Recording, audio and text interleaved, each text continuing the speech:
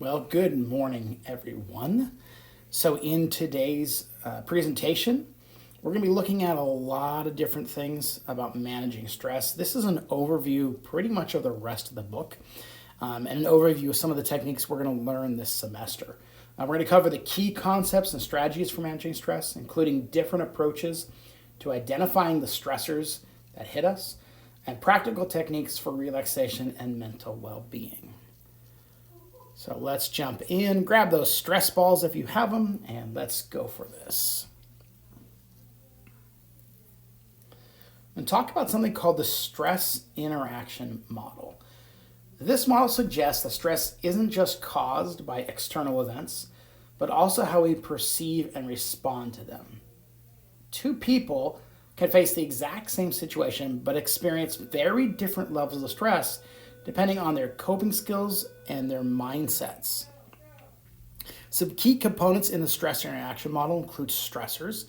These are external pressures, such as workload deadlines or other family responsibilities. The perception of the stress, and this is how we respond or we review that stress in our own heads. And coping mechanisms, strategies that are used by the individual to manage the stress. And those can be both positive or negative. One more area of the stress interaction model is the physiological and emotional responses. And this is how the body reacts and could include things like increased heart rate or anxiety. Environmental stressors are often overlooked but play a significant role in our overall stress level. Factors like noisy offices or school systems, traffic jams, uncomfortable living conditions, all this can accumulate over time and lead to heightened stress levels. And environmental stressors can lead to things like chronic stress, sleep disturbances, difficulty focusing, irritability, and like we mentioned before, high blood pressure. So we're going to talk about worrying and cognitive stress. We're going to group those together. Worrying is going to be a persistent negative set of thoughts about potential future events or outcomes. And worrying is a very natural response to uncertainty. But excessive worrying can trap the mind in a cycle of anxiety. Learning to recognize when worrying becomes unproductive is essential to breaking the cycle and managing stress more effectively. Worrying can lead to overthinking, making minor things feel much larger than they actually are, and ultimately can lead to difficulty sleeping, irritability, inability to concentrate, and mental fatigue. And I think at one point or another, all of us have been there with worry. So let's talk about the feedback loop of stress. So if we talk about a stress cycle or a feedback loop for stress, it's really about the stress triggers and behaviors or thoughts that increase the stress itself. So an example of this, stress leads to poor sleep. Poor sleep leads to decreased focus. Decreased focus leads to more mistakes. Mistakes increase stress. So the idea here is we have this stress that just keeps feeding on itself and keeps growing further and further because of this loop. Breaking the loop is going to be really important. We will talk about this down the road. But identifying patterns early in our own lives and finding coping mechanisms before we start that stress cycle, things like relaxation or self-care, finding those coping mechanisms that can help us interrupt that loop is really important to managing long-term stress.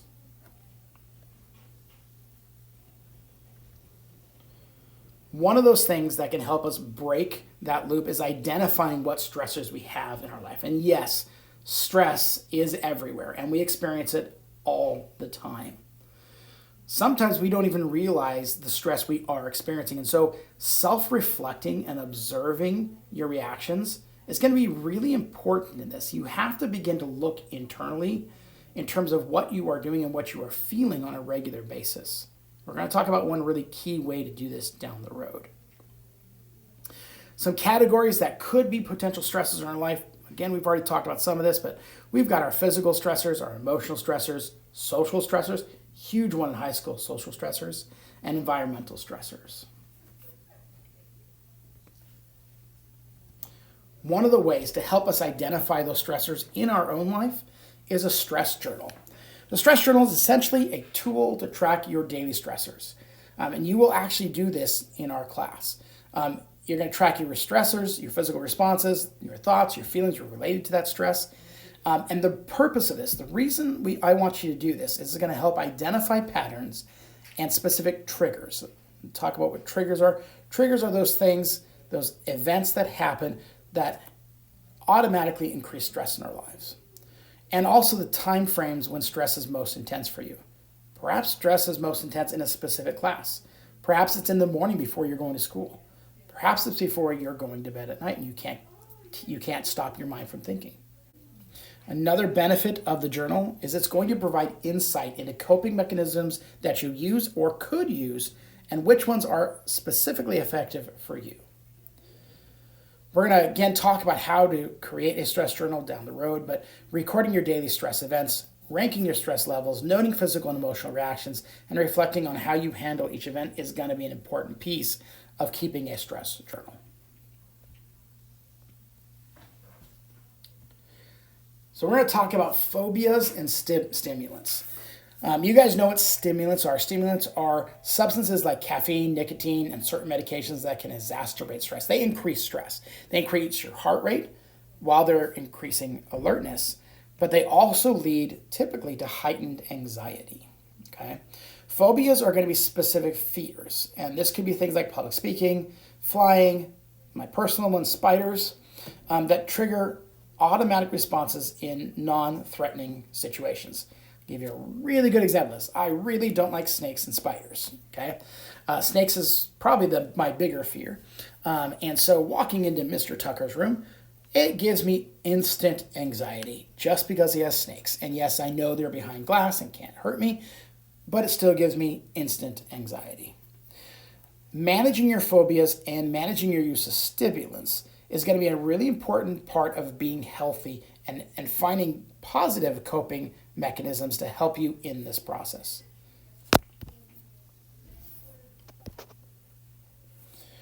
So a general approach to stress management. The general approach to stress management involves becoming aware of what stresses you out. Again, this is the identifying part of this. Then you need to change how you're reacting to it. So modifying your reaction and practicing how you would change in those stress responses is going to be important. And a lot of this comes internally. A lot of this is in your head and how you are reframing your own thoughts. Okay, and then the last area here is going to be developing coping strategies. So you're going to modify your reaction, change how you're thinking, and then finding healthy ways of working with that stress and anxiety, like exercise, like talking to friends, like taking breaks, and a whole lot more. That's going to help you get through those times when you are dealing with that stress.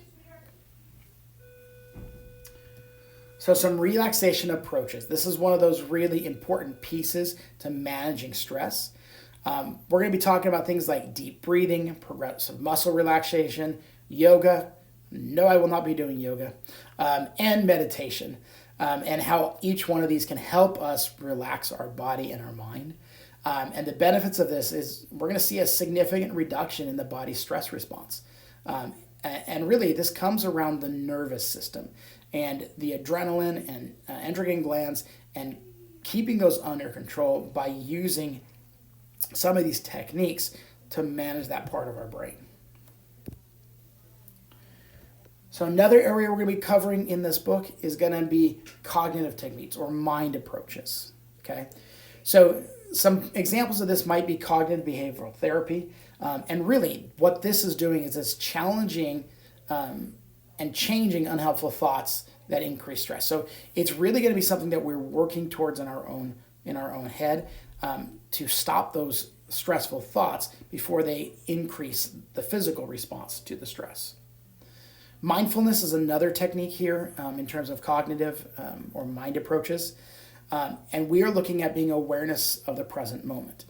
So we think about that worrying slide we talked about earlier and how we tend to worry, and that brings us into a place of stress and anxiety.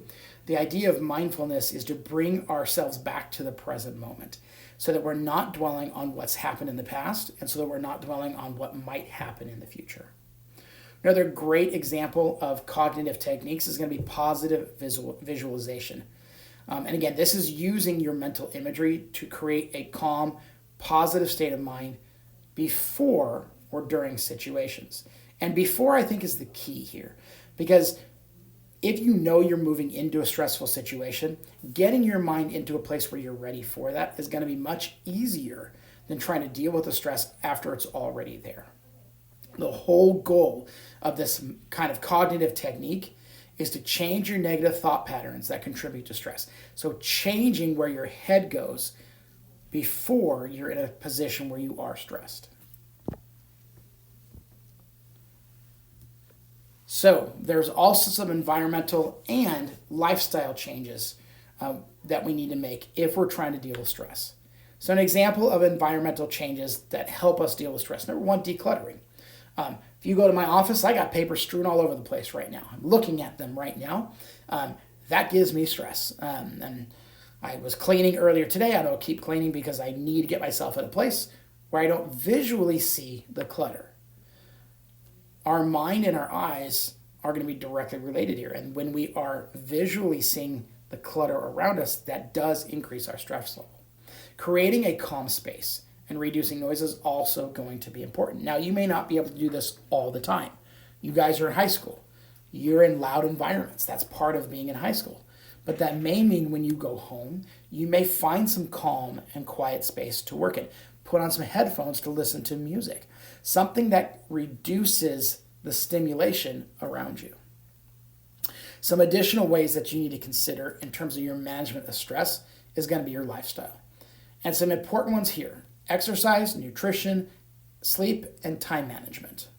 And we're going to go into each one of these down the road, but all four of these are critically important to managing stress. All right, guys, thank you very much for joining me this morning. I will see you all either later this week or early next week. Have a great weekend if I don't see you before then.